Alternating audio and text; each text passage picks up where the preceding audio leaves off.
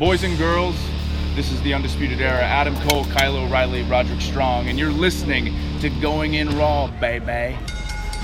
What's up? This is the most must-see WWE superstar of all time and his lovely, gorgeous wife, Marie. And you are going in SmackDown Live. Hi, this is Shinsuke Nakamura. Shinsuke watch him going in the Raw. Hey, friendo, Steve here. And Larson. And welcome back to Going In Raw, the only pro wrestling podcast you have to be listening to. Right. You have to be listening to. No one really watches I just messed up the NXT intro. Like, I thought I went on Wednesday because Wednesday's when I watch this stuff. Yeah. But today is actually, believe it or not, It's Thursday. It's Thursday, Bill. No one really pays attention to this Nobody, show anyways. nobody pays attention, Bill. Anyways, welcome to Going In Raw, the only pro wrestling podcast you need to be listening to right here at youtube.com/Steven Larson. And of course, available wherever podcasts can be found. Be sure to hit that subscribe button and the notify bell next to it if you're on YouTube. And then if you're over in the audio realm, comment, rate, or review the show. Yes, please. You'd be surprised. It goes a long ways towards supporting Going In Raw in a free and easy way. A not free and easy way to support Going In Raw is by going to the Patreon. Yes. At patreon.com/Steven Larson. At the $1 mark, you get a shout out on the show and you get the show ad free. And so I'm going to go ahead and do some shout outs right now. And then at the $5 mark, you get 5 bonus episodes. Ooh. Throughout each week. Ooh. Each week. Ooh. Let's see here. Yesterday, Tommy Williamson. Cole Bramis, Bill. Thank you all. Thank you all. Anyways, so yeah. And a special shout out to my stepson Devin. It's his birthday. Oh, he's 15. hard to believe. He's 15. Hard to believe. Man, oh man, time goes by fast. Little baby Devin, not a baby anymore. He's taller than me. I'm like, hey, Dev, how was school today? Oh, man, it was good. No. I was like, hey, Devin, how was school? Oh, it was great. He's got like Punishment Martinez voice. He does. Got the It was deepest great. voice. It was great. Got to school, had to go to French class in the morning. Je m'appelle Devin. Oh, Are you picking man. up any French from him then, if he's taking French? No. Every once in a while I'll ask him, and then he'll like start be like, I don't know, and then I'll be like, yeah, I don't know. So no, I don't know. It's just like it was with you. You took German, right? I took 2 years of German, but Yeah. I did take a semester of Spanish in junior high. Oh, that's interesting. Yeah, but did you retain any of the Very Spanish? little. Yeah, un poquito. The German, Pequeño. you know a little bit of German though. I retained very little of that. If you were plopped in the middle of Germantown in Germany, I might be able to pick something up. Yeah. How do you say speak slower I don't know. in Spanish? I figure if I ever Sprechen something. get kidnapped and sent down to Mexico or something like that. Oh, you'd probably be all right. Well, I mean, I'll say this: más despacio. That means talk slower, or it means go slower. Yeah. Por favor, más despacio. Yes. And it doesn't matter how slow they go. I'll probably still not catch it. I'll You'll probably be get able kicked. to, as long as you can pick out like one out of Yeah. every 3 words, you'll probably be okay. You can piece it together. Maybe. Yeah, maybe. I got to watch more Narcos. Anyways. Yeah, maybe. Yeah. That So was 20-some years ago I took German class. I'd be lost now. yeah, totally. I'm sure plenty of people over there speak English. Oh, though. yeah. Yeah, Yeah, when totally. we were in Greece for our honeymoon, yeah, enough people that spoke Sprickensy, what is English? English. Oh, is it just English over there? Because like obviously in Spanish it's Sprickensy Inglés. Yeah. I'm pretty sure it's just English. Yo, no español. Yeah. Me. Anyways, Chad Gable. Yeah. 205 Live. Yeah. Wow. Yeah, after showing up on SmackDown Live TV on Tuesday, taking notes in a sweatsuit. Not saying anything. Not saying anything. He made a surprise debut to take on Jack Gallagher on 205 Live, and wow, what a match. Disregard the botched finish, but man, hell of a match. Well, it's special beyond just watching it when everybody in the wrestling community, including WWE wrestlers and non-WWE wrestlers, are tweeting about it after the fact. Cedric Alexander, for example, said, man, you wait till I leave 205 to bring in Chad Gable? How much would I have loved to have wrestled him? Something like that. Yeah. One of the Revival dudes, I think Dawson, tweeted out. I think he just said Chad Gable on 205 Live or something like that. Yeah, and then a bunch of people were tweeting, watch 205 Live. Mm-hmm, yeah. Mike Bennett saying stuff like this is why you should watch the show. Yeah. Mustafa Ali, I think, just tweeted, watch 205 Live. It's so funny, like with Mike Bennett, you and I are both big Mike Bennett fans. Yeah, I think he's great. And they are doing some really cool stuff on 205 Yeah, his Live. contract might be up in like a week, though. If Marie is to be believed. Yeah. It's funny because he's been 205 Live's like most outspoken cheerleader. Yeah. And so many people take that as him being disgruntled for being on 205. No, that seems sincere. It honestly does seem sincere. He seems like the kind of guy, and you know, it could be any number of reasons beyond. He just enjoys the wrestling aspect of 205. He just is appreciative of having a showcase.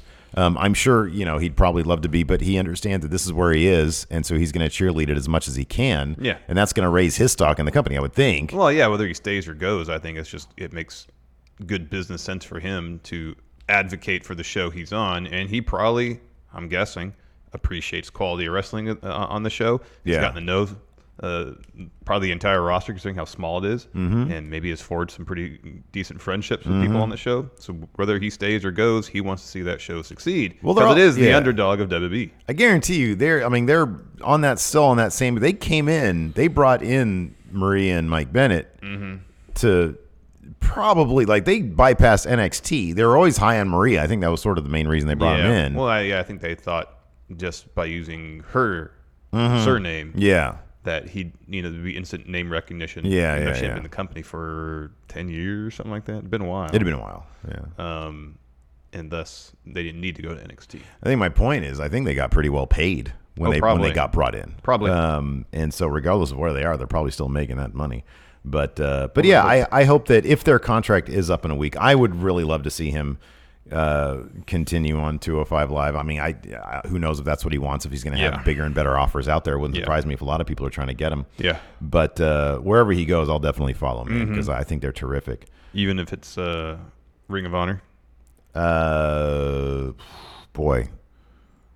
Tough question. I'm trying to be positive right here, and then you throw that one at me. Well, I mean, it's a possibility, so. Yes. I'll put it this way. No, I'll put it this way. I would pay attention. I'm not sure I would watch every week, but it would definitely cause me to be like, okay, well, what are they going to do over there? Yeah. That's the power of a draw, man. Oh, we have some stream issues now, and that stream stopped. That is not. It should be back. That's weird. Oh yeah, look at that. Completely gone. I don't show us dropping anything. That's interesting. I'm gonna say, well, oh yeah. Well, then Jason Dwyer says it's back, but here it says, no, it's not.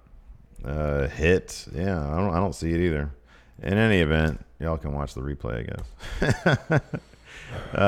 Man, yeah, that's a straight up YouTube thing. Look, we've only dropped 63 frames. Yeah, no, it's done.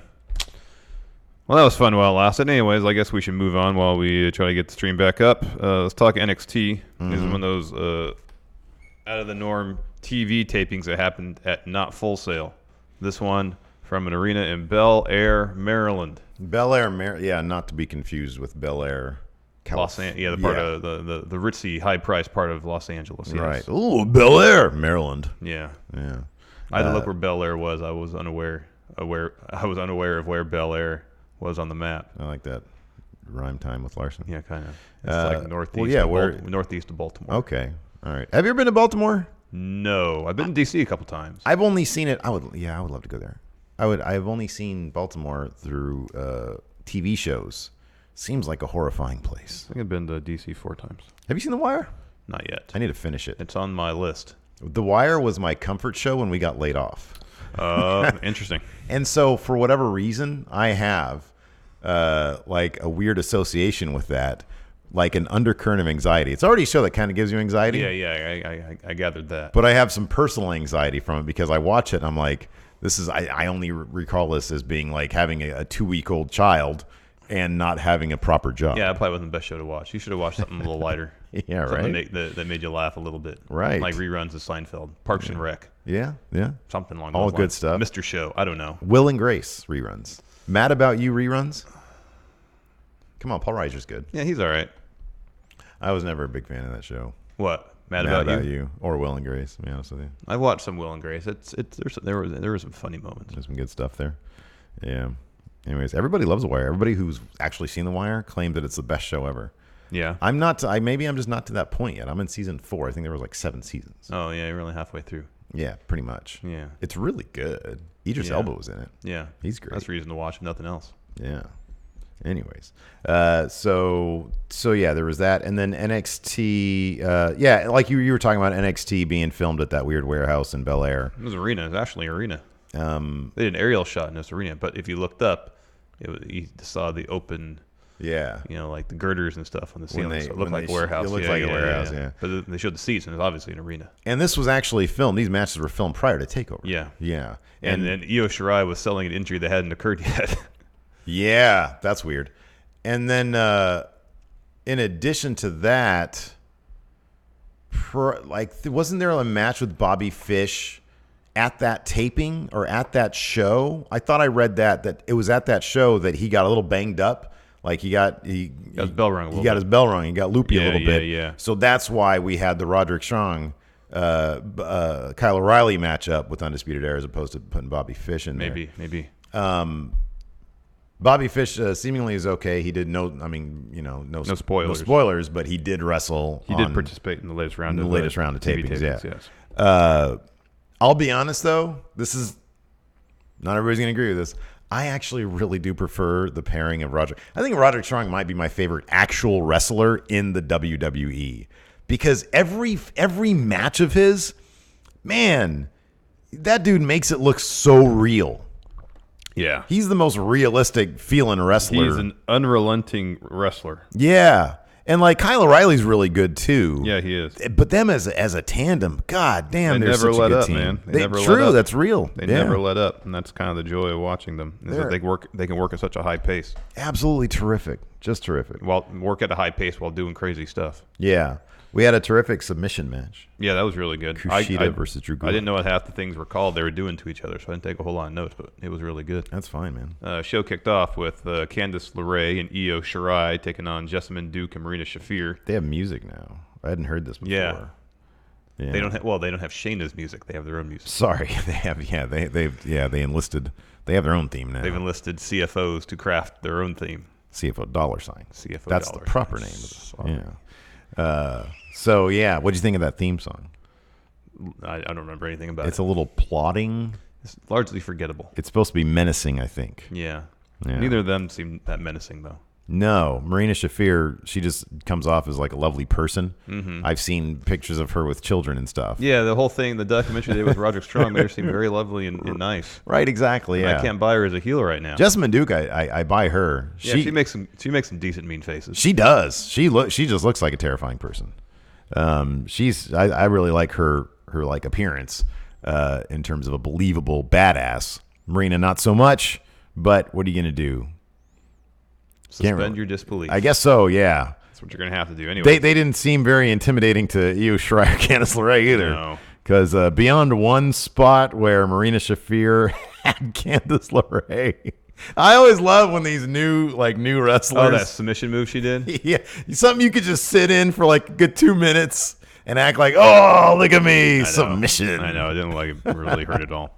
But there was this bit where Io has Jessamine Duke down and sets her up for an arm stomp. She's staring at Shayna. I love that. That was great. That was awesome. Stomps on her arm. And then she goes to the top for a moonsault. And then Shayna pulls Jessamine from the ring. And then Io just moonsaults Shayna instead. Mm-hmm, yeah. And then Candice hits a suicide dive on Marina Shafir. And everybody's brawling on the outside. Ref calls for the bell. And they just brawl all over the arena. Yeah. Getting back to that question I think we had yesterday from somebody saying, does it freak you out whenever you see a moonsault like that Io does to the outside? And you're like, no, it's a thing of beauty. It is a thing of beauty. It is a thing of beauty. It does freak me out, though. It does freak me out. I know she's a professional. She's been doing this for years and years and years. I'll get freaked out when something bad happens. You going to Six Flags? No, the stinking ad popped up. You stinking ads, man. I don't really like roller coasters. Well, let me backtrack that. I like roller coasters if there's something under my feet. I determined that I can ride any roller coaster so long as I feel like I'm safer with something under my feet. That's interesting. So if one of those roller coasters, my legs are dangling. Yeah. I feel like there's too much danger involved. Yeah. Well, I'm glad that you have an open mind about them. I'm completely closed off to any form of roller coaster, barring like the teacup ride. Well, first of all, it's not a roller coaster. That's a ride. By definition, that's not a roller coaster. So what you're telling me is you're closed off to roller coasters, full stop. Yeah, pretty much. What about the little kid ones that have like max height to 8 feet in terms of a drop? Terrifying. I didn't think you were anti-heights. For me, it's a heights thing. Yeah, I don't like heights. I don't like heights at all. I don't like anything. I don't like the dark. I don't like heights. Freaks me out when I take Gypsy out for a walk at the school. Are you a 6-year-old? Yeah, pretty much. Basically. I used to be totally like impervious to fear. Do you sleep with the nightlight on now? I mean, it's something that I've considered. Do you have a teddy bear you cuddle in bed? I do have a cuddle pillow. I do cuddle a pillow. I mean, do you have your favorite blankie that you will only sleep with? I don't like the blankie that I have now. I'm looking to upgrade. Yes, you're looking for a new blankie. Correct. Yeah. And I do still suck my thumb. Okay. If you haven't tried it as an adult, it's amazing. Oh gosh, it's great. Put a little bit of whiskey on there. No, there you go. I know. See that's for you. Put a little bit of whiskey on your thumb. Well, why would I put it on my thumb when I have a whole glass of it? You're like, was it King John from the Robin Hood animated movie? He was still sucking his thumb. Oh, there you go. Yeah, the lion. I think it was King John. What better role model than a king? You haven't watched that movie in a while, have you? No. Which is this the Kevin Costner one? No, this is the animated one. Oh, nice. Disney animated one, which is the best version of Robin Hood. Take a look at him. King John Robin Hood. Disney. Animated. I think it's King John. Is that his name? This guy? Yeah, was it King John? Oh, yeah, look at him. Terrifying. He's like a tiger. What is that? He's a lion. Is that a lion? Yeah, there's a lion without a mane. Look at that. Oh, here's a side-by-side with him and Trump. So that's great. It's a good comparison right there. Oh, yeah. This is totally the king I'd be. He's got a little snake friend. Yeah. Get rid of that guy. Yeah, you don't like snakes. No. Another thing you're scared of. Terrified. Pineapple as well. Chris Pena here says this coming from the guy who hates high winds. I don't think he's scared of them. I'm not scared of high winds. He's not scared that he's going to go tumbling. No, I just find him annoying. I generally have a problem with heights. Yeah. When I was doing a short film, this is the show we can just have random conversations. It's totally cool. I'm totally fine with that. I did a short film, and I was at my audio guy's apartment. Yeah. And he lived in some place like just outside of downtown LA. This high-rise apartment. He had a balcony that was maybe pretty much the size of this table, maybe a little bit larger. Oh yeah. And you're 5 floors up, and we go out there to get some fresh air. I'm like, I feel like I'm about to fall right off. I know, you always think, like, whenever I'm at, terrifying. Like, if I'm ever at the misfortune of being at Arden Mall and I'm like near like the railing, I always think that I'm just gonna tumble off. I know. Yeah, what's up? And like you get vertigo a little bit. At least I do. I don't. It's not that bad for me, but I do feel like, man, at any moment I could just launch myself over this thing and I'd be dead. What is that? Like, it's not like I fear someone's gonna push me over. I just feel like I just like head first just take a tumble off. It's like when you're holding a steak knife, you think, man, all it would take is one lunge into somebody and my life would be different. Anyways, moving on. Velveteen Dream promo. Yeah. This was like a vertical video. Was he talking about how great creative is in WWE in Seemingly. this? So it's the attraction. I'm not talking about the belt because he was holding up his North American title. He's talking about Velveteen Dream. Yeah. After that, a great submission match between Kushida and Drew Gulak. Mm-hmm. Great match. Again, most of the stuff they were doing, I don't know the name of it. Oh, that gory special that Drew did to Kushida. Mm-hmm. Man, Kushida must be super flexible because his shoulder blades were about to touch. Yeah. That was insane. That was pretty crazy. I like all the reverse slams. Oh, you don't see enough reverse slams anymore when people just slam people on their fronts. I can watch people do submission moves and reverse out of submission moves at a relatively brisk pace all day. Oh, yeah, man. Absolutely. The game of chess involved in all that, I find endlessly fascinating. Yeah, dude. And those guys, those two gentlemen especially, make it seem like it's a second nature to be in a predicament and then easily work their way out of it. How many times we see someone put in an ankle lock, which just looking at looks like a pretty easy move to get out of. Yeah. You know? No, it's terrific. It was really good. Drew Gulak ended up tapping out to the hoverboard lock afterwards. He gave us, like, Kushida put his hand out, and Drew shoved the hand away, like for a handshake, and started giving him a stern talking to, and then offered his own hand. Yeah. So he said, I don't want to shake your hand yet. I've got some stuff I need to tell you, mister. Yeah. I don't know what he said. Nigel even said, I can't read lips, but a show of respect. And Drew didn't try to cheat or nothing like that. No. Pure submission wrestling. I know they're not going to. It'd be nice to give Drew like one win here. against Kushida. Oh, that's not going to happen. I know it's not going to happen. But just Short of cheating, it's not going to happen. Is Drew ever going to get like his propers? Who's going to get a title first? Drew Gulak or Oney Lorcan? Oney Lorcan. Which one? NXT Tag or Cruiserweight? Cruiserweight. You think so? You think he's on a faster pace than Drew Gulak? I know they're in the title picture on NXT, but I think they're like 5th in line. Drew. Lorcan for and the Burch. tag. Yeah, for the tag titles. Yeah, I don't know. Whereas I can see within the next year, Oney having that quicker than title. Drew. Potentially. Yeah, interesting. I felt like Drew was on the verge at least 3 times. At this point, He seems to always be. I do feel like this new haven't General put it on Zod character of his might have a bit more upward mobility. Entirely possible. Possible. After that excellent match, we had a promo with Vanessa Bourne and Aaliyah. One of these people is terrific on the mic. The other is not. Vanessa Bourne is really good. Aaliyah is just cartoonish. Yeah. She can't really portray a bad guy without not coming off as Without having a giant arrow saying, "Look at me, I'm bad guy." Yeah, exactly. Like a red circle around her. Yeah. You know. But God bless her. Maybe a couple more years in NXT and she'll start getting the hang of it. Maybe. You know, sometimes it just takes a decade or two. Yeah. That's rude. I should have said is. that. I'm sorry. I'm sorry. She's trying. God bless her. She's got TV time. Good for her. Yeah, exactly.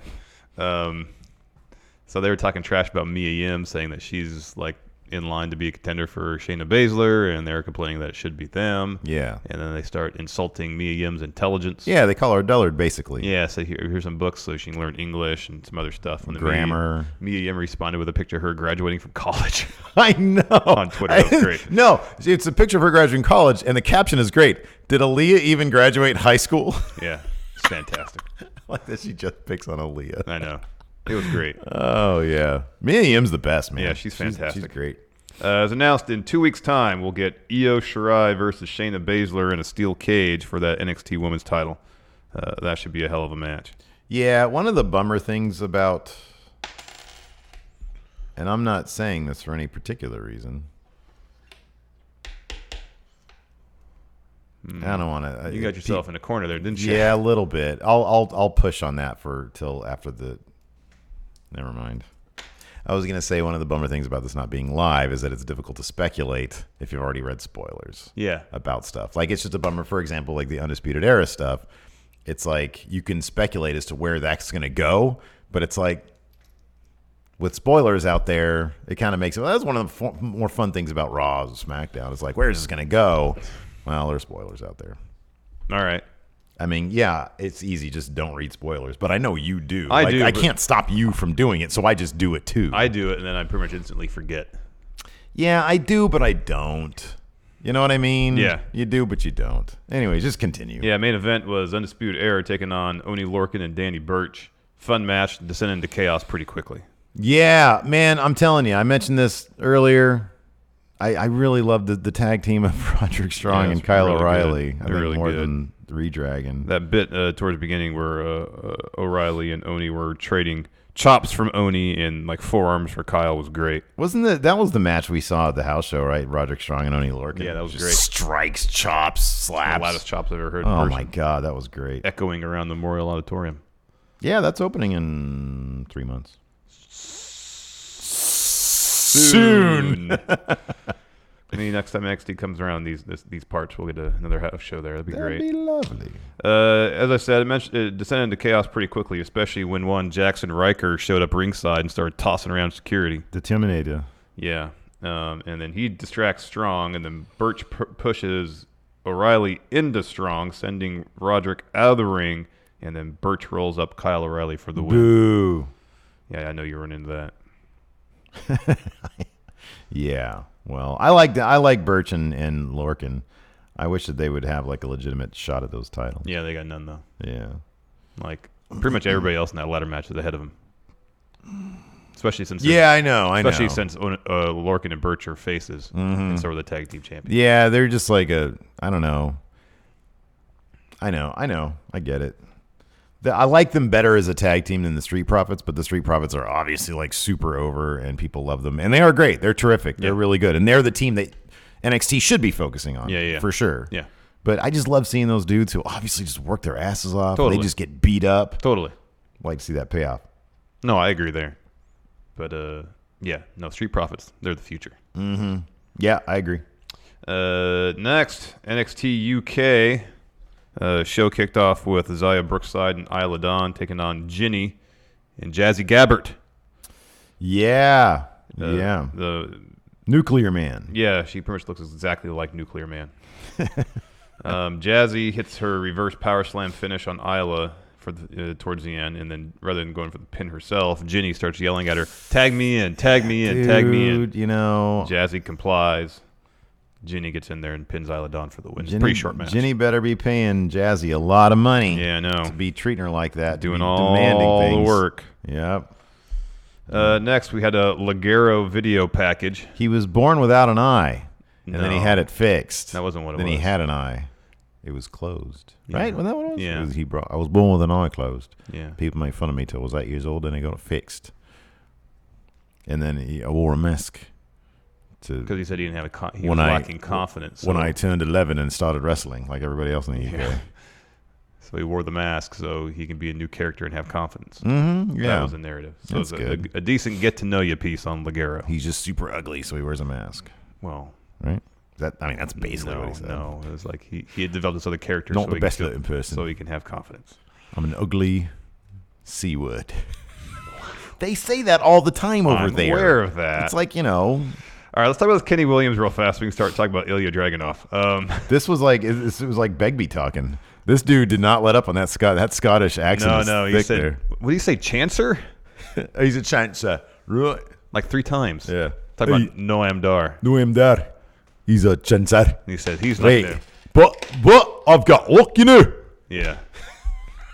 He's not going to be a Chancer. He has luck. Can it beat me? I'm lucky. Right. What does that even mean? Sick boy. Yeah. Hey, rent boy. Do you want to pawn your passports, rent boy? Listen, Noam Dar, you want to punt your passports? A Chancer. That's someone, this is according to your dictionary, British term for someone who takes advantage of situations, manipulates them to his own benefit. Aye, Chancer. Interesting. You know, I have a match though. I want to beat him. Well, yeah, he said Noam Dar, I've known him for a long time, he's a friend of mine, but he's one of those friends that you know that he does messed up stuff from time to time. Yeah. That's pretty much how he put it. He's like a mate, you know, but he's like shady. Yeah. But still got luck in my side. Yeah. Next, Joseph Connors called out Ilya Dragunov. Bad idea on his part. Bad move, Joe Connors. You're a jobber. You know that. Yeah. Oh, man. Okay, so yeah, that match. Where do we stand now, Larson, on the much ballyhooed Ilya Dragunov? Position's the same as it was last time. Titantron's great. I am self-aware enough, Larson, to understand that eventually I'm going to come around to this guy. Oh, totally. Everybody that I dislike. But here's the thing about Ilya. He does too much, right? This is the kind of guy that if I'm at Taco Fest watching our local wrestling promotion, you'd find him endlessly entertaining. This guy, I want this guy. Like, he doesn't really look like a real wrestler, but he's given too much, and I love it because this is podunk Sacramento stuff, right? But I don't really want him to be a champion. I just love seeing him in battle royals. Yeah. Who's this student? He's great. Yeah. Right? That's how I feel about this guy. Like, it just comes off as a big act, and it's so silly. And the super intense stuff. Yeah. It's too much of an act. Yeah. No, he's backstage before he makes his way through the curtain. And if it's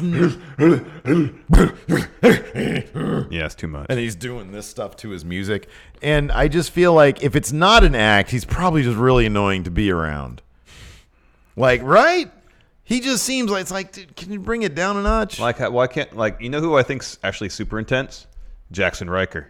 Oh, yeah. Because he does a lot with very little. Yeah, but he wears, well. But it kind of, the edge is taken off a little bit because he wears a fanny pack. And so he's like, no, I got this round, guys. And he starts digging around his fanny pack. No, I know. He can't help but think. But just with one expression on his face, mostly unchanging, the fact that he's basically a Terminator, there's no doubt in my mind that he's like intense to the max. Yeah, and he might breathe a little heavy to show that he's more intense. Yeah. He doesn't have to go through the histrionics of... Yeah. It's too much. He needs to dial it down a little bit. It is too much. Especially for a television broadcast. That kind of stuff might work in a live setting. But on TV, it's a bit over the top. Yeah, yeah. Wayne said, I guess this is in reference to my Scottish accent. He said, borderline offensive, Steve. Wow. But you're like British. What do you care? I thought they hate the Scottish.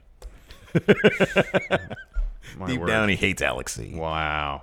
Anyways, Ilya pretty much dominated this match. He went with a running European uppercut, and that's his finish.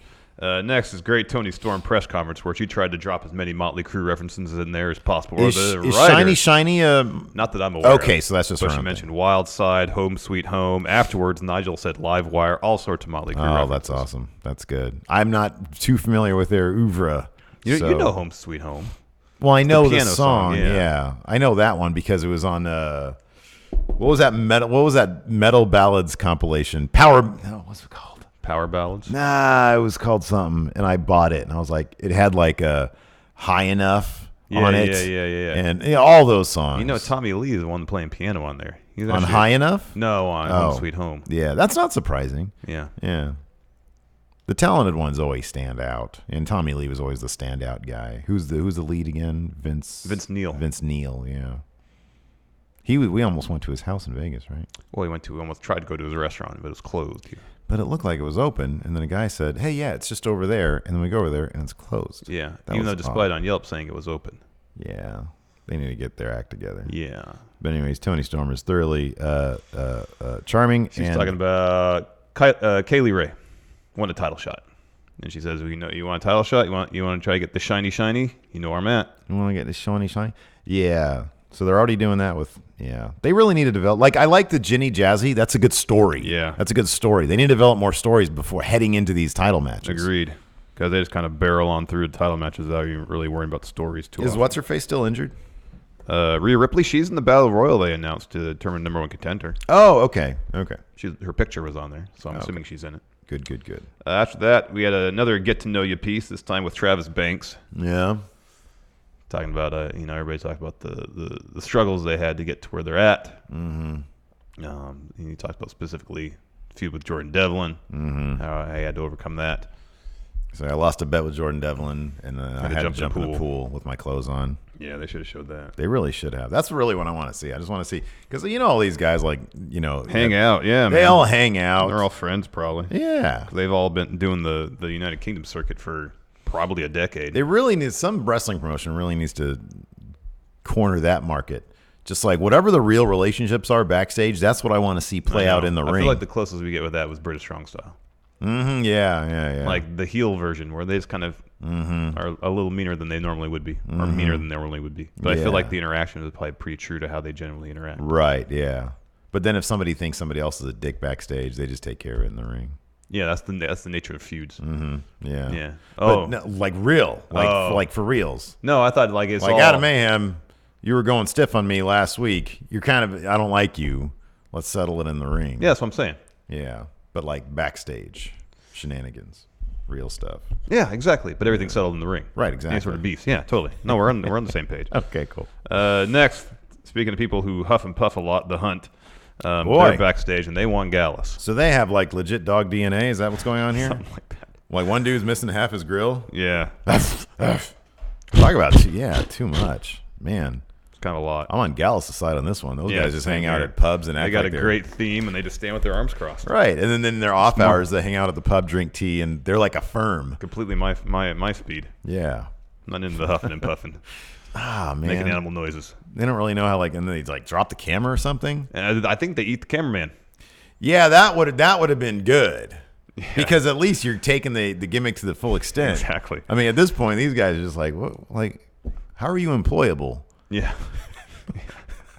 Right? Because they're gonna lose. They're taking on Gallus. Gallus beats everybody that isn't like really good. That isn't British Strong Style. Or now Imperium. Speaking of which, yes, the British Strong Style versus Imperium 6-man tag match. This was great. Yeah. Because we got to see Mystery Man hit the ring, get a ref bump. Mystery Man unmasked. This is Alexander Wolf. No moshing, unfortunately. He looks great though. It looked like he dropped some weight. He looked like he's in pretty good shape. Yeah. This was one of the great things about having Walter's music the way it is. Dun-dun. Is any time there is a reveal or something, it just heightens the drama of the moment. This was perfect. Yeah, Alexander Wolf comes in. He's masked, which they never do anymore, and that's just a lost art. Yeah, it really the masked is. mystery The unmasking, person. yes. Who is the best masked mystery person? I'll give you a hint. WCW. Mid-90s. I mean, it's the NWO stuff, I'm sure. No. Oh, what is it then? Preceding that. Rick Rude. Oh, yeah. Remember when he did it and it was obvious it was him? Yeah. That was great. Yeah. Anyways, yeah, Alexander Wolf comes out masked, stalking, and he's got like a weird stalk going. Yeah, he takes his mask off, powerbombs Tyler Bate, and the rest of Imperium's acting like, what the hell is going on? Confused and such. So Marcel Bartel goes and covers Tyler Bate, gets the win. Imperium, they all look at each other kind of confused. They line up to pose in the middle of the ring, and there's a space between Bartel and Eichner and Walter. So confirmed John Cena is back in the ring. Oh, no. Goes Alexander Wolf, and like very rigidly poses. Yeah. It was great. Snaps his head up. So I'm to understand that Walter, Marcel Bartel, and Alexander Wolf, they were Ringkampf. Is that correct? And WXW, yes. I saw them reselling a shirt from their big cartel. It said something like reunited, and it's got those three faces. Yeah, there. yeah. Ringkampf. Mm-hmm. So that's really cool. I like when there's some history there. Yeah. That's neat. Yeah. And then Eichner is like the new guy. Yeah, totally. That's good stuff. Yeah. It was cool. It was a really fun ending. Like, finally, we're getting around to some stories I know. here. Slow, surely but slowly. Only on episode 75. Yeah. Next, 205 Live. We were there in person. A couple of fantastic matches. Yeah. As per usual, Drake Maverick starts the show with a hype package saying, I'm going to be focused now on 205 Live. Stop being distracted by the 24/7 title. Hasn't really played out, but regardless. And says, we're going to decide Tony Nese's next challenger for Stomping Grounds, Fatal 4-Way, tonight between Akira Tozawa, Oni Lorcan, Humberto Carrillo, Drew Gulak. Yeah, what a great idea that was. Yeah. Holy that match crap. was a banger. Yeah, that match was definitely banger status. But before that, another banger. Jack Gallagher taking on the debuting Chad Gable. Great match, marred by a botched finish. But I don't really mind it so much because it means we're going to get another match between these two guys. Yeah. So, if they hadn't acted like they had messed up, I would assume, they just did a count out to keep the feud going because the match was really good. But the fact that everybody obviously acted like something went wrong. Yeah. And I do hope that, so I think, if I'm not mistaken, so Adam Pearce tweets about 205 a lot. Yeah. I imagine he's like the lead guy there. Yeah, or I think one of it's the lead him guys. and Jamie Noble, I think. That would make sense. And so I don't know. I would think that given the amount of buzz, even if they had like a totally clean finish and it seemed like they could move on, the buzz behind this match was such that I would hope that they would revisit regardless. Yes. But yeah, I do hope that that's the case. Jack Gallagher looked legit beat up. He did. He had like marks all over him and stuff. Bleeding from his back. But the thing about him though, he looked so happy to be in this match, like yeah. an actual wrestling match that really know. showcases just how much he can do. It's a bummer that we wasted a year on him where we didn't get to see that stuff. Well, we saw it in flashes here and there. Here His and there. match in the United Kingdom tournament, the second one was really good. Whenever he's been in the UK, yeah. He's done good work, and then his one match in the Cruiserweight Championship tournament after Enzo was forced to vacate was really good. I think against Mustafa Ali. We've seen flashes of it. Anyways, the finish saw Chad Gable catch a suicide dive from Jack Gallagher. He hits a German suplex on the floor. He gets back in the ring, and Gallagher doesn't even start getting onto the apron until 9+. And Yeah. Kyoto's counting to 10 right as Gallagher's on the apron. But Gallagher never tries to roll under the ropes. Yeah, he didn't like try to like jump through. No, he just got on the apron and laid got there. on the apron and his like arms kind of. It honestly looked like Kyoto was kind of annoyed because when you go to 9 and this dude's muscles aren't even twitching, then it's like you're not gonna get in by the time I count 10, man. It's impossible. And so like it was like a 2-second gap between 9 and 10, and Gallagher was on the apron and Kyoto said 10. Nope, that's it. No, man, I'm just. What he's got to do. We got to work together here. I got to call this a shoot. Yeah. You know? Yeah, that's what he's got to do. So he looked annoyed, and Chad Gable was like, "What the hell's going on? Give me the mic." Yeah, he said he wants a mic. Like he's going to try to talk, and Gallagher just shrugs and walks off. And so Kyoto's like, "All right, let's get out of here. Go, go, go, go." Yeah. I don't know if it was on the broadcast. So It was. I went back and watched it. Kyoto was like telling everybody to get out. Yeah. Okay. Yeah. So Gallagher is on the ramp. He shrugs. Gable shrugs. All that was in the broadcast. Right, they showed everything. They showed Chad Gable, like clapping the crowd and trying to get them. They showed that too. All right, Yeah, good. they showed that too. Good. Yeah, He's trying to get the crowd back into the show, so cover up the botch finish. Yeah. Hell of a match, though. Fantastic match. Oh yeah, no, it was great. It was the first time of the night they got the crowd from murmuring "This is boring" to "This is awesome." Oh God, look. I don't know. Not a lot of people watch this NXT version of the show compared to the other ones. But here's the thing: if you're gonna go to SmackDown, if you're gonna go to a SmackDown taping, just open your mind and shut your mouth. If you're not into 205, just watch the damn thing. And I swear to God, man, if you're a fan of the show and you ever yell, if you're a fan of this show and you ever yell, "This is boring," at kind of anybody in the ring, unless like they're a supreme dickhead. Like, I don't know. Who's it appropriate? I don't think it's ever appropriate. Is there anybody that it's appropriate to say this is boring? Maybe at the beginning of SmackDown when Shane was talking a lot. There you go. No, that's good. Fine. That's I think fine. in the midst of a match, that's fine. Give the performers the benefit of the doubt. Wait to see where the match is going. 205 Live is special because, everybody there is supremely talented. Yep. They are given 20 minutes every single week to put usually between 15, depending on the match, between 15 and like 25 minutes to put on just killer matches. Come on. They're already in a hole when it comes to perception. I know. Don't yell, "This is boring." Give wrestlers benefit of the doubt. Yes. Give the match a chance to develop. Yes. Don't Man, automatically I assume it's boring. cannot stand that stuff. Yeah, it's so it's disrespectful, and it's so like you look stupid. You look like a moron when you do that.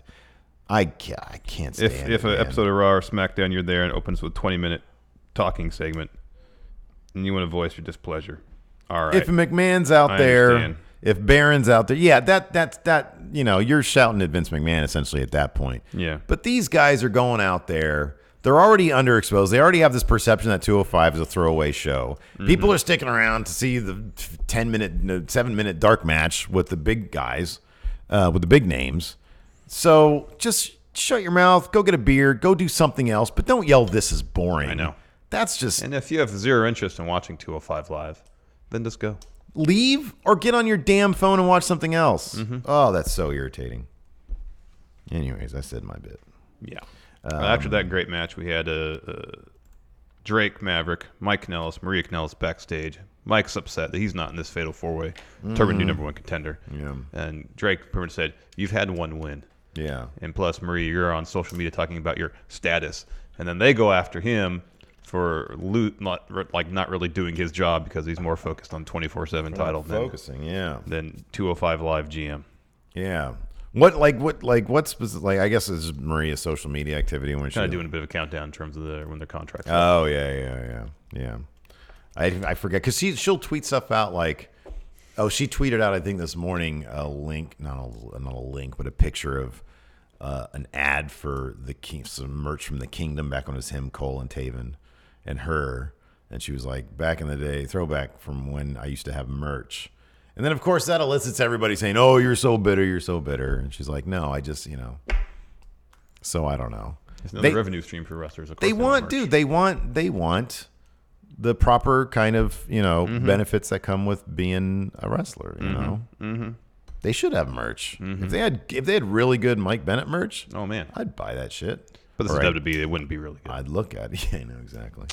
After that, a Noam Dar promo. He's saying the working conditions at 205 Live aren't up to his standards, and he might just go to the NXT UK full time. Yeah, says it's a safety hazard there. Yeah. Next, Singh Brothers taking on Dos Locales. Did we ever find out who they were? Mm-mm. What a bummer. They didn't. Nothing stood out in terms of like local talents. So I don't know. It's hard to tell though when they're in a mask too. Well, yeah, sure. But there's no like tattoos or anything that. But like here in Sacramento, like we're kind of up to date on a lot of the wrestlers. But they could be from the Bay Area too. That's totally true. Yeah. So of course the Singh brothers won with their finish. Like if it was Joe DeSole, we'd be able to tell him. Obviously, Riv, we'd be able to tell him. Obviously, yeah.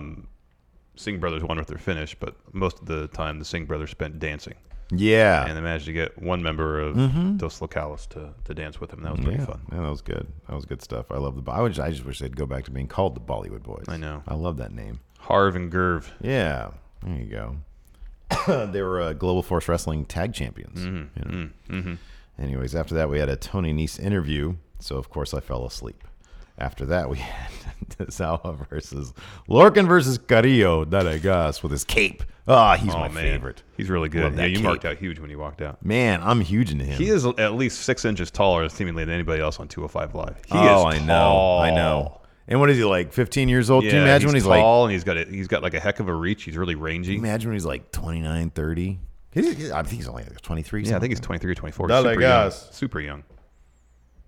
But he's got amazingly long limbs. He looks super graceful. Yeah. And they're doing all this crazy stuff. That shit at the end where he clocked himself on the barrier on the plush bit. Oh my God. Yeah. And Nigel sold it okay. so well. Because he went down. I was looking at Nigel, and Nigel was like... And I could tell that he was okay, because I think Nigel probably would have been like, oh my God, like, get somebody over you would here. have trainers over there, yeah. Yeah. It looked bad. First crazy spot, Oni does his half and half suplex on Creo onto Drew Gulak, and then Akira Tozawa breaks up the pin with a top rope senton. Where's food over here? It smells like Fritos. You think so? Maybe. Yeah, that'd be cool. Anyways, I'm sorry, go ahead. So that happened, and then Akira hits I love his running senton off the apron. Mm-hmm. Yeah. He sandwiched Drew between himself and the barricade. That's around the time I think that move really picked the crowd up. Yeah. And then of course some of these awesome fans out there start chanting 205 and this is awesome. They're just waiting for the build to happen. Totally. So yeah. I mean this match started off pretty fast, but yeah, once the build happened, it was something else. Creo hits a tope on Oni Lorcan, and then Daivari comes out and lays out Oni with a chair. After he jumps over the top rope on Creo and Tozawa. So Daivari gets involved. His feud with Oni is not over. And then, as you mentioned, Drew pushes Creo off the top rope, face first to the barricade, goes for a superplex on Akira Tozawa. He hits it after they kind of brawl a bit on the top rope, and then Akira and Drew pin each other. Yeah. So the ref counts the pinfall, double pin. There's some confusion. Another ref comes out. One ref raises the arm of each person. Drake comes to the ringside, tries to figure it out. And I don't know how it played out on TV, but it seems like they declared both of them the winner. We'll probably get a triple threat. Yeah, that I didn't watch all the way to the end. I'm assuming, especially given how Vic Joseph, even up the ramp, was getting an explanation for it. Yeah, was still selling it. I'm assuming. It was funny as soon as that pinfall was counted and everybody started making the way, Nigel just ran up the ramp. Nigel ran away, and then Vic was it was pretty cool. He was really selling the storyline beat, the confusion. Yeah, that was pretty cool. That was good stuff. So, how do you see? There are obviously no spoilers for this. They tape it live. Yeah. How do you see that playing out? Triple threat with Tony Nese. Yeah. That's what I would suspect. If that's the case, you can keep everybody looking strong and have Drew Gulak pick up that title. Yep, without pinning the champion either. He's odd now. Mm-hmm. Yeah. That's going to happen at Stomping Ground. Yeah. That's right, yeah. Wow. Hell of a show that's going to be. Actually, this Cruiserweight match probably the match. I mean, that Cruiserweight match. Most looking forward to. If it's on the kickoff and they give it like 12 minutes, it might be pretty good. Yeah, hopefully it's in the main card and they give it 12 minutes. If it's in the main card, they'll give it 7 minutes. Maybe. It's not looking to be a great pay-per-view. No. It's like a glorified episode of Raw or SmackDown. Correct. Both. Correct. Anyways, let's answer some questions. That's a good idea. I'm in the Discord now. I'm on Super Chats. Austin Luff asks, Raptors for NBA champs tonight? # We the North. Man, I cannot watch or think about that until the last minute of the game. I'll probably tune on, look at my phone and be like, oh, God damn it. Man, it's just going I probably won't watch any of it. I just want good basketball. I want drama. All I want is it on TNT? No, it's on ABC. TV? Oh, okay. They do it on the big networks. All right. Well, yeah. Then, I don't know if ABC knows drama. Look, there's one thing I'm concerned about these days as it pertains to the NBA, Larson, and that's simply this. I want Boardman to get paid. Oh, he's going to get paid regardless.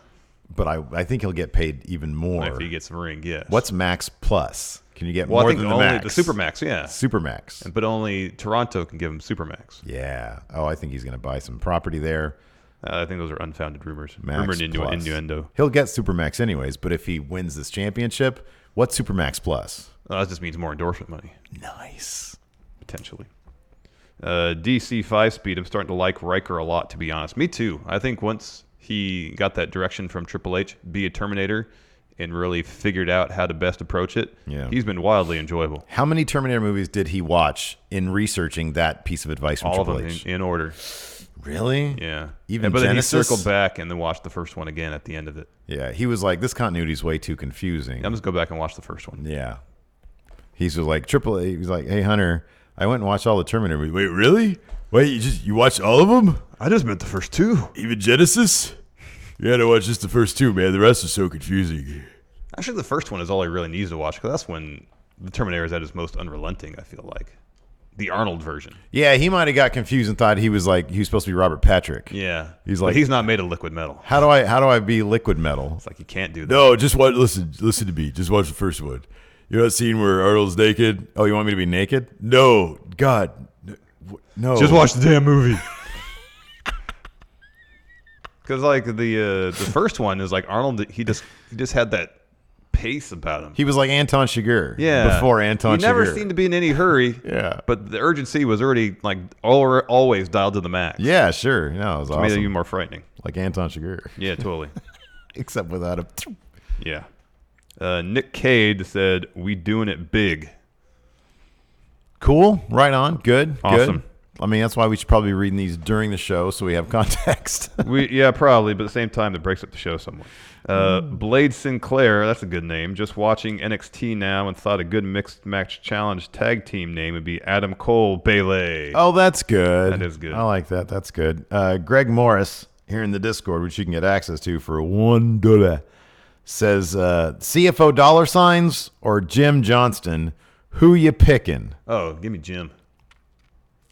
Man. More varied oeuvre.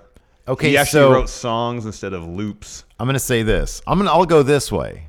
I'll say this. Neither give me Disturbed because they did the best Stone Cold theme and they do, or is it Slipknot? Who does the NXT theme? Is it Slipknot or Disturbed? Slipknot. It's Slipknot? Yeah. Damn it. Yeah. Well, the Disturbed Stone Cold wasn't the Because brand I new. really like the NXT theme right now. It's really growing on me. The Disturbed version of Stone Cold's theme wasn't a brand new song. It was the same song just with vocals, right? Right, yeah. So they didn't write a new song. I think it was Stone like the Cold. tempo was like one... Like a couple beats per minute slower or faster? I think faster, just a bit.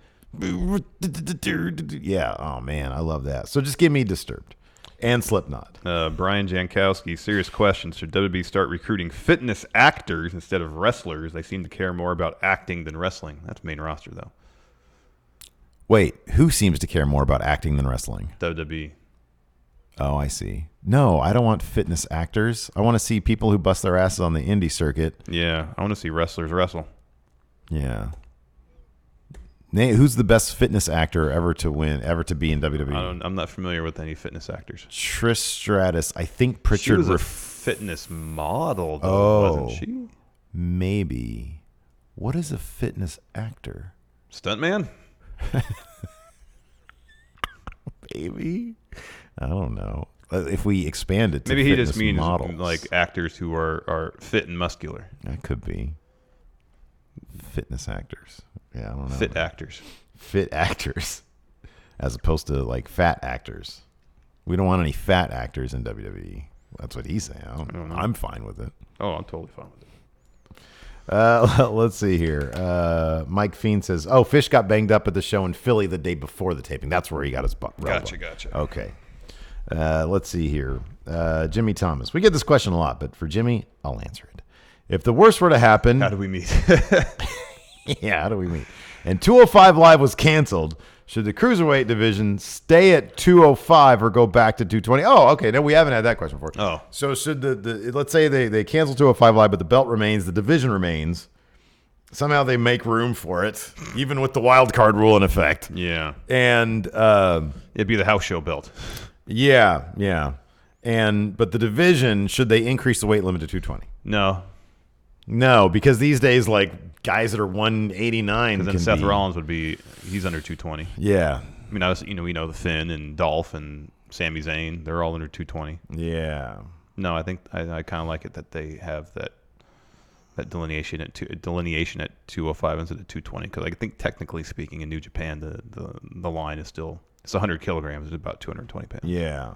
Wang says he did a $10 super chat. Yeah, but here's yeah. his actual question, because I think it was like maybe too long for super chat. He says, a little late to the party, friendos. Just got out of a job interview. Wish me luck. Good luck. Also, just got paid. So, like Nice. Boardman. So here's some extra money. See you in the post show for the non-news intro. Russo, Devil Real. Yeah, Wang says, Super Chat won't let me send the message I want. It's in Discord. So that was that message.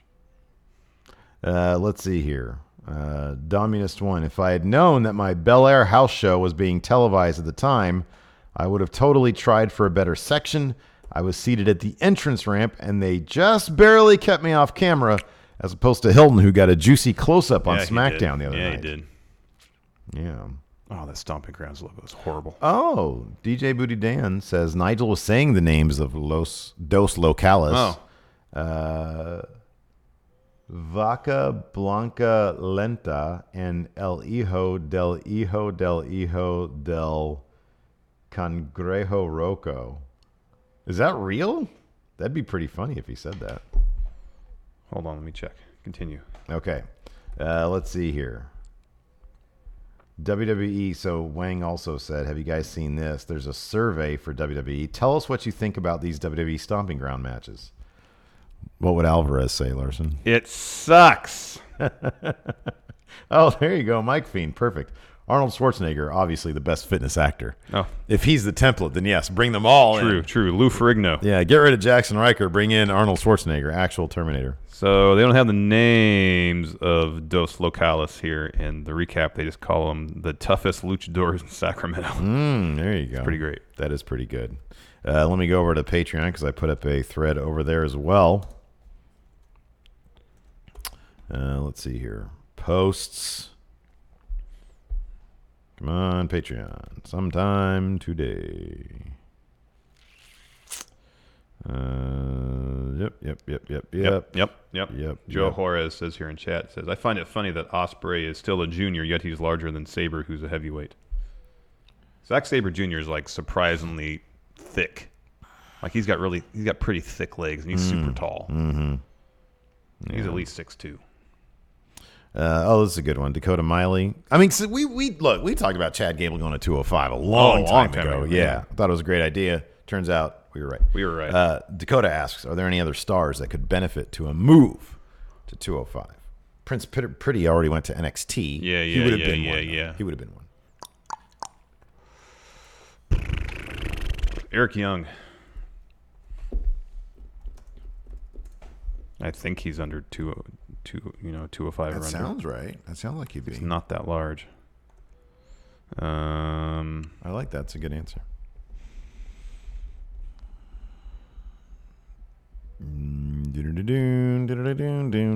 Sin Cara, maybe? Yeah. Where's Sin Cara been? Hurt. Boy, that's a regular occurrence for him, huh? Who else? Those are that. I mean, that's pretty much it. Yeah. I wonder who in NXT, because they're wheeling out in the next TV. No spoilers, but they're wheeling out a lot of those new signees. Oh, they're saying Eric Young's billed at 232. Oh my! How tall is he? 5'11". Jesus, that's probably not right. That can't be right. That'd be surprising. Let's see here. Well,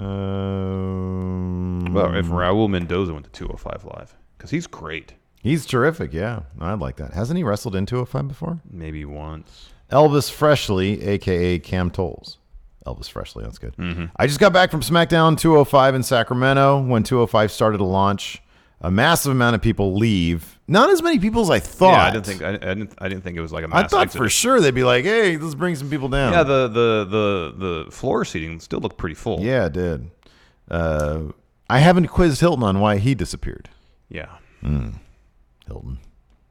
It's more TV time for you, man. I know. I don't know what he's doing. Anyways, once those guys got going, and he said, as well as boring chants, but once those guys got going and showed why some of the best kept secrets are great matches that we get on a weekly basis on 205 Live, had them cheering at a standing ovation.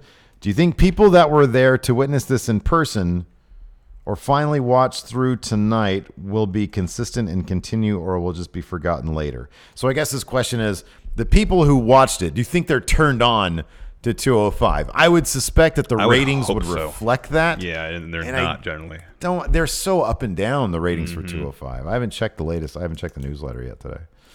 But, yeah. No, I would think that if that were the case, if people were being converted to the joys of 205 Live witnessing in person, then we'd see some upward mobility in the ratings that hasn't necessarily translated, unfortunately. Andrew Jocelyn, sorry this has nothing to do with the show, but you hear Sami Callihan calling out Simon Miller? Yeah. Making a match at All Out, please. That'd be rad. Oh, that'd be awesome. Simon's awesome. Yeah. Yeah. Alex Foster, what's Umberto's ceiling? Considering he's only 23, gosh, it's terrifying how good he is. Yeah. I think his ceiling is sky's the limit, man. I think there is no ceiling for him. He's got a great look. They love when they can get a dude who can cross over into another demographic. Yeah. He's got charisma. He's got so much charisma. His English seems pretty good. He's super comfortable in front of a camera. Yeah. And God, he's terrific in the ring. Yeah. I mean, it wouldn't surprise me, this kind of guy who made a certain type of name for himself and then left, got even better, and came back. Yeah. Can you think about it? 10 years from now? Yeah.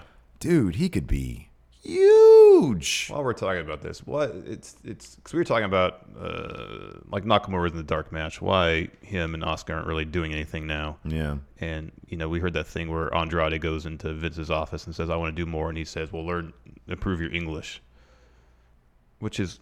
That's like one of the top things that's going to be gone. Yeah. Once he's gone. 100%. Thank God because for that. It's garbage. Yeah, it is. You have these amazing wrestlers. Yeah. And the only thing that you're concerned about is that they don't speak English well enough to your liking. Let me ask you something. Get out of something. here, Vince. Is Asuka over with the fans, Larson? Hell to the yeah. Okay. Is Nakamura over with the fans? Hell yes. That's the only thing that matters. Is Andrade over with the fans? Oh, big time. They connect. I don't know. Here's the thing. Professional wrestling is a universal language. Yeah. And the fact that Vince reduces things to, well, you don't speak the English language well enough for my liking, therefore I'm not going to put you on TV, is absolute garbage. Yeah. I know. It's absolute garbage. I mean, it's like he's placing media appearances like, well, can you be on Good Morning America? More so than, Yeah. Than their ability to connect to fans by what they do in the ring. Which is stupid on many levels, but that's how it feels. It is. It totally does. And that's why bring up like Humberto seems like his English is really good. Mm-hmm. So I guess that gives him an advantage over. Yeah. But hopefully in 10 years, Vince will be dead. That was a really grim joke. But in hopefully in 10 years, Vince will not be running things anymore. Yeah. Hopefully he'll be alive. Yeah. In some sort of nursing facility, something like that. I don't know. Anyways. I figure it's the end of the NXT episode. Nobody's watching anyways. I can say stupid shit like that. But it's totally a joke. I don't want anybody to die. Nobody that I'd say publicly anyways. Let's see here. Notorious Me ID says, totally caught you guys on the Hulu broadcast of SmackDown at 1:24:52, right after the New Day got the win. Steve is standing applauding, looking very bored, by the way, and Larson seems to be looking at his phone. I'm writing notes, probably. I'll have to take a look at that and see just how bored I looked. If it's right after the New Day won, then I was taking notes. Yeah, from now on, we got to take the fresh hour approach, either front row or GTFO. It's all like the shows are fine, they're fine, but these days with the way creative is, if you're not front row, you're just kind of missing out. If that's the case, then we need to connect because it's $500 for front row. Yeah, I know. We need to figure out how to make more money so we can do that. Or get a connection so we can get in for far cheaper. Like, maybe we could do a trade. Like, Fresh Hour he can have the prestige of being on this show, and in exchange, he'll hook us up with that front row business. All right. That kind of stuff. I guess we can negotiate. Yeah. The line is open, Scott Fresh Hour. Because, I don't know how to negotiate with Hilton. It's like negotiating. Yeah, I've tried that before. Yeah, it's like negotiating with like a child, basically. It seemed to create resentment. Oh, man. Anyways, what do we have coming up for Overrun today? Damned if I know. Perfect. Awesome. That's great. Anyways, thanks everybody for watching. We appreciate it. And until next time, we'll talk to you later. Bye.